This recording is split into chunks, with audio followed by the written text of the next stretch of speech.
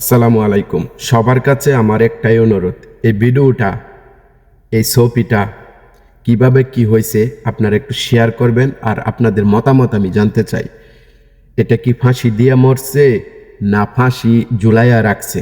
কারণ এটা একটা গাড়ি, একটা প্রবাসীর দুঃখ আর একটা প্রবাসী বুঝবে। একটা প্রবাসী সমস্যা হলে আরেকটা প্রবাসী অবশ্যই সাথে দাঁড়াইবে।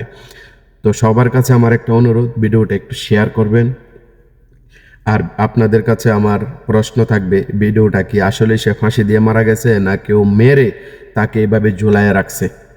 আমি তো 100% শিওর কেউ মারছে, মাইরা এইভাবে ঝুলাইয়া রাখছে। কারণ ছেলে বিয়া শাদি করে নাই, কারোর সাথে প্রেম নাই, কোনো কিছু না। আমাদের কিশোরগঞ্জ অষ্টগ্রাম থানা বাড়ি ছেলেটার, দাম্মামে থাকতো। সবার কাছে আমার অনুরোধ, সবাই ভিডিওটা একটু শেয়ার দিবেন। কিভাবে কি হয়েছে? দাম্মাম কার্তিক একটা জায়গা আছে, ওই জায়গায় থাকতো। সে এই টেরেল্লা গাড়ি চালাইতো। টেরেল্লার ভিতরে তেমন পর্যাপ্ত জায়গা নাই খাড়া হবার। তো আমার যতটুকু ধারণা, হয়তো কেউ তাকে মারছে, মাইরে এইভাবে ঝুলায় রাখছে। তো সবাই একটু চিন্তা ভাবনা করে দেখবেন কি কি ঘটছে এই জায়গাটায়। লক্ষ্য করবেন সবাই, ভিডিওটা সবাই একটু শেয়ার করবেন। প্রবাসীরা কি একটা দুরবস্থা! প্রবাসীরা কোনো জায়গায় বিচার পায় না, না বাড়িতে না বাহিরে, কোনো জায়গায় বিচার পায় না প্রবাসীরা। ভালো থাকবেন সবাই।